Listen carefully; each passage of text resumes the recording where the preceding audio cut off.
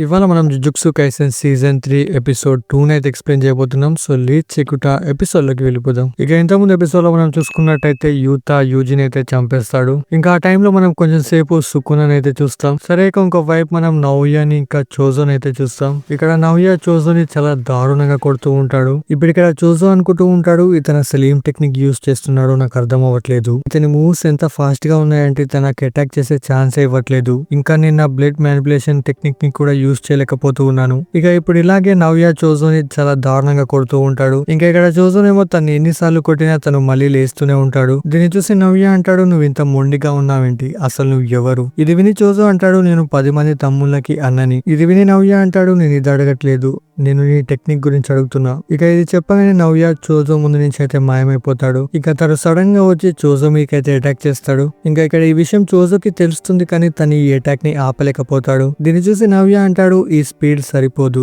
ఇంకా నవ్యకు అర్థమైపోతుంది చోజో ఇప్పుడు ఫ్లోయింగ్ రెడ్ స్కేల్ టెక్నిక్ ని యూజ్ చేస్తున్నాడని. అంటే చోజో తన పూర్తి పవర్ ని తన కళ్ళలోకి ట్రాన్స్ఫర్ చేసుకుంటున్నాడు. ఇక దీనివల్లే చోజో నవ్య యొక్క మూమెంట్స్ ని తెలుసుకోగలుగుతున్నాడు. ఇంకా ఇక్కడ మనం చూస్తే నవ్య ఒక స్వార్డ్ ని కూడా పట్టుకొచ్చుకొని ఉంటాడు. ఇప్పుడు నవ్య అంటాడు, నాకు తెలిసినంత వరకు నీకు బ్లీడింగ్ ఆపడం పెద్ద కష్టమేమి కాదనుకుంటా, చూద్దాం నువ్వు ఇలా ఎంతసేపు నాతోటి ఫైట్ చేస్తావో. ఇప్పుడు చోజో అంటాడు, హో నువ్వు ఒక వెపన్ ని తీసుకొచ్చావా? ఇప్పుడు నవ్య చెప్తాడు, ఒక సోర్సరర్ ఎప్పుడు జాగ్రత్తగా ఉండాలి. ఇంకా మా బ్రదర్స్ కేర్లెస్ గా ఉన్నారు కాబట్టే చనిపోయారు. ఇంకా నిజం చెప్పాలంటే వాళ్ళంటే నాకు అస్సలు నచ్చదు. ఇది విని చోజో అంటాడు, నువ్వు వాళ్ళని అలా అనొద్దు. ఇక ఇప్పుడు నవ్య చోజో చుట్టూ మొత్తం బ్లడ్ ని అయితే నోటీస్ చేస్తాడు. ఇంకా తనకు అర్థమైపోతుంది ఇక్కడ ఏదో పెద్దగా జరగబోతుందని. అందుకే తను వెంటనే కంచి పారిపోతూ ఉంటాడు. ఇంకా ఇక్కడ మనం చూస్తే బ్లడ్ మొత్తం నీళ్ళలా కొట్టుకొస్తూ ఉంటుంది. ఇక దీని నుంచి నవ్య చాలా ఫాస్ట్ గా తప్పించుకుంటూ ఉంటాడు. ఇంకా నవ్య ఆలోచిస్తూ ఉంటాడు, తనకింత బ్లడ్ పోయినా తను ఇంకా చావట్లేదేంటి? అదెందుకంటే మనోడు హ్యూమన్ ఇంకా కర్స్ నుంచి క్రియేట్ చేసిన ఒక హైబ్రిడ్. వీళ్ళు వాళ్ళ కర్స్ ఎనర్జీని బ్లడ్ లా కన్వర్ట్ చేసుకోగలరు. అంటే వీళ్ళ బాడీలోంచి మొత్తం బ్లడ్ ని తీసేసినా వీళ్ళు చనిపోరు. సరే ఇక ఇక్కడ నవ్యన్ అయితే ఏదో చేసి ఈ బ్లడ్ నుంచి అయితే తప్పించుకుంటాడు. ఎందుకంటే ఈ బ్లడ్ ఒకసారి తాకిందంటే నవ్య అక్కడనే ఫినిష్ అయిపోతాడు.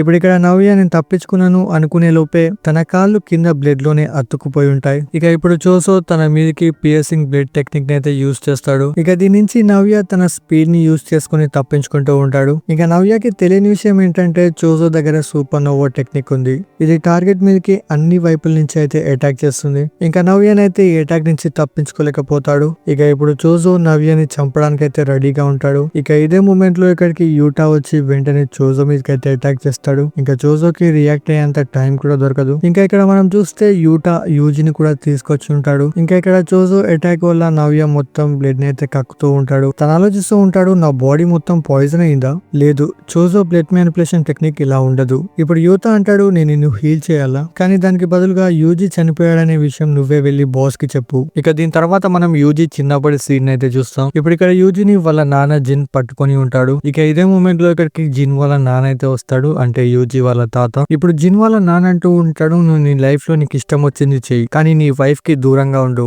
తన వల్ల నువ్వు చనిపోతావు. ఇది విని జిన్ అంటాడు, పిల్లాడి ముందు మీరు ఇలా మాట్లాడకండి. ఇప్పుడు వాళ్ళ నాన్న అంటాడు, కౌరి ఏ రీజన్ వల్ల అయితే చనిపోయిందో. ఇక ఇదే మూమెంట్ లో ఇక్కడికి కౌరి అయితే వస్తుంది. తనంటుంది, మీరు ఇక్కడ ఏం మాట్లాడుకుంటున్నారు? ఇక ఇదే మూమెంట్ లో యూజీ కూడా మేల్కొస్తుంది. ఇక యూజీని చూసి యూతానేమో నవ్వుతూ ఉంటాడు. తనంటాడు, నువ్వు బ్రతుకున్నందుకు నాకు చాలా సంతోషంగా ఉంది. ఇప్పుడు యూటా అంటాడు, ఒకసారి గోజో సెన్సే నా దగ్గరకు వచ్చి చెప్పాడు నిన్ను జాగ్రత్తగా చూసుకోమని. ఇంకా నా దగ్గర ఏ ఆప్షన్ లేక నిన్ను చంపినట్టు యాక్టింగ్ చేయాల్సి వచ్చింది. ఇది విని యూజీ అంటాడు, అయితే ఇదంతా యాక్టింగ్. ఇక దీని తర్వాత మనం గోజోది ఇంకా యూతాది ఒక పాస్ట్ సీన్ అయితే చూస్తాం. ఇప్పుడు గోజో అంటాడు, ఫ్యూచర్ లో గనక నాకు ఏదైనా జరిగిందంటే ఫస్ట్ ఇయర్ ఇంకా సెకండ్ ఇయర్ కి సంబంధించిన స్టూడెంట్స్ ని నువ్వే జాగ్రత్తగా చూసుకో. ఇది విని యూటా అంటాడు, మీకెందుకు ఏమవుతుంది? దీనిపై గోజో అంటాడు, చెప్పలేం, ఇంకా నువ్వు స్పెషల్ గా యూజీ ఇతదోరిని కొంచెం జాగ్రత్తగా చూసుకో, తనకు కూడా నీలాగే ఒకసారి తన్ని చంపేయమని ఆర్డర్స్ వచ్చాయి. ఇప్పుడు యూటా అంటాడు, అందుకే నేను ఎవరైనా నిజంగా చంపేలోపే నేను నిన్ను చంపుదామని డిసైడ్ అయ్యాను. ఇప్పుడు యూజీ అంటాడు, నువ్వు నన్ను చంపేశావు కదా, నేను మళ్ళీ ఎలా బతికాను? దీనిపై యూతా చెప్తాడు, నేను రివర్స్ కర్స్ టెక్నిక్ ని యూజ్ చేశాను, అంటే నేను నిన్ను చంపాక నీ గుండెని వెంటనే హీల్ చేశాను. నీకు గుర్తుంటే ఒకసారి సుకునా కూడా నీ హార్ట్ ని రిపేర్ చేశాడు, ఇప్పుడు నేను కూడా అదే చేసి నిన్ను మళ్ళీ బ్రతికించాను. ఇంకా యూతా చెప్తాడు, అందరికీ తెలిసినంత వరకు ఇప్పుడు నువ్వు చనిపోయావు. ఇప్పుడు యూజీ అంటాడు, నువ్వు నాకు ఇదంతా ఎందుకు చేస్తున్నావు? ఇది విని యూతా చెప్తాడు, నేను ఎవరికైతే విలువిస్తానో వాళ్ళు నీ నీకు విలువిస్తారు. సో దీనికంటే బెటర్ గా నాకు చెప్పరాదు. ఇక వీళ్ళిద్దరూ ఇలాగే ఉన్న మూమెంట్ లో ఇక్కడికి మెగుమిన్ అయితే వస్తాడు. తను యూజీతో అంటాడు మనం వెంటనే జుజుట్సు హైకి వెళ్ళాలి. అక్కడ ఉండే బ్యారియర్ ఇప్పుడు కొంచెం వీక్ గా ఉంది, మనం ఈజీగా అక్కడికి వెళ్ళగలం. ఇప్పుడు యూజీ అంటాడు ఏమీ తెలియనట్టు నటించకు, నీకు తెలీదా నా వల్ల ఎంతమంది చనిపోయారో. ఇది విని మెగుమి అంటాడు అది నీ తప్పు కాదు, మనం అందరినీ కాపాడడానికి హీరోస్ కాము, మనం కేవలం జుజుట్సు సోసరస్మి. మిగిలిన మనుషులకి మన మీదున్న నమ్మకాన్ని నిలబెట్టుకోవాలి. ఇప్పుడు యూజీ అంటాడు నేను రాలేను, నా వల్ల నువ్వు కూడా చనిపోతావు. దీనిపై మెగుమి అంటాడు నాకు నీ హెల్ప్ కావాలి. కెంజాకు ఇప్పుడు కిల్లింగ్ గేమ్ ని స్టార్ట్ చేస్తాడు. దాంట్లో మన సోర్సరర్స్ ఒకరినొకరు చంపేసుకుంటూ ఉన్నారు. ఇంకా ఈ గేమ్ లో మెగుమి వాళ్ళ చెల్లి కూడా ఉంది. ఇక దీని తర్వాత మనం కల్లింగ్ గేమ్ కి సంబంధించి కొన్ని రూల్స్ అయితే చూస్తాం. ఇక దీంట్లో ఫస్ట్ రూల్ వచ్చేసి 19 days లో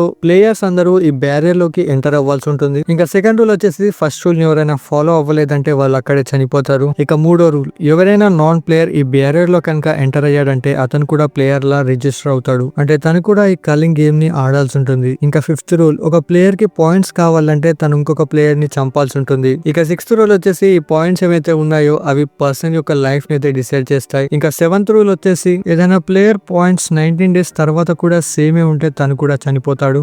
ఇక ఇలాగే 2 రూల్స్ అయితే ఉంటాయి, దాని గురించి మనం ముందు మాట్లాడుకుందాం. ఇప్పుడు యూజీ యూతతో చెప్తాడు సుకునా మెగుమి విషయంలో ఏదో గట్టిగానే ప్లాన్ చేస్తూ ఉన్నాడు. ఇంకా షిబుయాలో సుకునా నా బాడీని బలవంతంగా కంట్రోల్ చేశాడు. ఇదంతా నాకు వాళ్ళు ఆ ఫింగర్స్ ని తినిపించడం వల్ల కావచ్చు. ఇంకా ప్రస్తుతం నా బాడీలో 15 ఫింగర్స్ అయితే ఉన్నాయి. ఇంకా మిగిలిన 5 ఫింగర్స్ తిన్నా కూడా సుకునా నన్ను కంట్రోల్ చేయలేడు అనుకుంటా. కానీ ఒకవేళ తను నా బాడీని కంట్రోల్ చేశాడంటే ఆ టైంలో నువ్వు కొంచెం కూడా ఆలోచించకుండా వెంటనే నన్ను చంపేయి. ఇక దీనికి యూత కూడానైతే ఒప్పుకుంటాడు. ఇక ఇప్పుడు యూజీ మెగుమితో అడుగుతాడు ఇప్పుడు మనం ఏం చేద్దాం. ఇది విని మెగుమి చెప్తాడు ఫస్ట్ మనం జుజుట్సు హైకి వెళ్లి మాస్టర్ టెంగెన్ ఎక్కడున్నాడో కనిపెట్టాలి. ఎందుకంటే గోజోని అన్సీల్ ఎలా చేయాలనే విషయం అతనికే తెలుసుంటుంది. ఇంకా కెంజాకు అసలు ఇదంతా ఎందుకు చేస్తున్నాడు, అతని ప్లాన్ ఏంటి అనే వాటికి ఆన్సర్స్ మాస్టర్ టెంగెన్ దగ్గరనే ఉంటాయి. ఇప్పుడు యూజీ అడుగుతాడు యూకి ఎక్కడున్న సంగతి నీకు తెలుసా. దీనిపై మెగుమి చెప్తాడు యూకి ఇప్పుడు జుజుట్సు హైలోనే ఉంది, ఇదంతా ప్లాన్ చేసిందే తను. ఇప్పుడు యూత అంటాడు మనం మాస్టర్ టెంగెన్ బ్యారియర్ ని ఎలా దాటుకుంటాం, అందులో కొన్ని వేల డోర్స్ ఉంటాయి, ఇంకా అవి ఎప్పుడు షఫల్ అవుతూనే ఉంటాయి. ఇది విని యూజీ అంటాడు అలాగైతే మనం కరెక్ట్ డోర్ ని కనిపెట్టాలి, లేకపోతే మనం టెంగెన్ ని ఎప్పటికీ కలవలేం.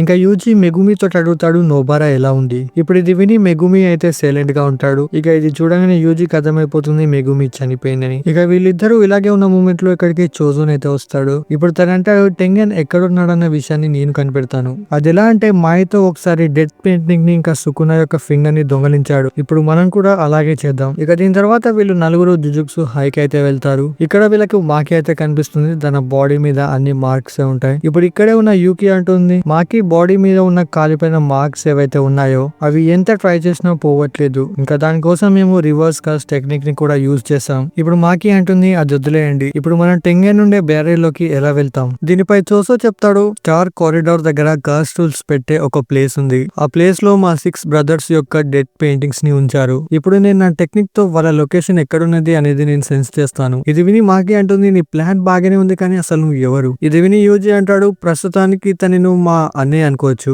ఇక ఈ మాట వినగానే చోజోకి చాలా సంతోషంగా అనిపిస్తుంది. ఇక దీని తర్వాత చోజో తన బ్రదర్స్ యొక్క బాడీని సెన్స్ చేస్తూ ముందుకు వెళ్తూ ఉంటాడు. ఇలా తనకి వాళ్ళ బ్రదర్స్ ఉండే రూమ్ అయితే కనిపిస్తుంది. ఇక ఆ డోర్ దగ్గర వెళ్లి తను అంటూ ఉంటాడు నేను త్వరలోనే మిమ్మల్ని విడిపిస్తాను. సరే ఇక వీళ్ళంతా ఇలాగే వెళ్తూ రీకాని చంపేసిన ప్లేస్ కూడా వచ్చేస్తారు. రీకానే కదా మా పేరు. ఇప్పుడు రీకా అంటుంది 12 ఏళ్ల క్రితం ఇక్కడ ఒక ఇన్సిడెంట్ జరిగింది, ఇక అప్పటి నుంచే ఇదంతా మొదలైంది. ఇక దీని తర్వాత వీళ్ళు వెళ్తూ ఒక వైట్ రూమ్ లోకి అయితే వచ్చేస్తారు. ఇక్కడ వీళ్ళకి అసలు ఏమీ కనిపించదు. ఇక వీళ్ళు తిరిగి వెళ్ళిపోదామని డిసైడ్ అవుతారు. ఇక ఇప్పుడు వీళ్ళంతా వెళ్ళేలోపై ఇక్కడికి టెంజన్ అయితే వచ్చేస్తాడు. తనంటాడు ఎలా ఉన్నారు మీరంతా. అండ్ దీంతో ఎపిసోడ్ ఇక్కడే కంప్లీట్ అయిపోతుంది. ఈ ఎపిసోడ్ మీకు ఎలా అనిపించిందో కింద కామెంట్ చేసి చెప్పడం మర్చిపోకండి. ఇక వెళ్లే ముందు ఈ వీడియోకి లైక్ చేయడం మర్చిపోకండి. ఛానల్ కొన్న కొత్తగా సబ్స్క్రైబ్ చేసుకోండి. బాయ్.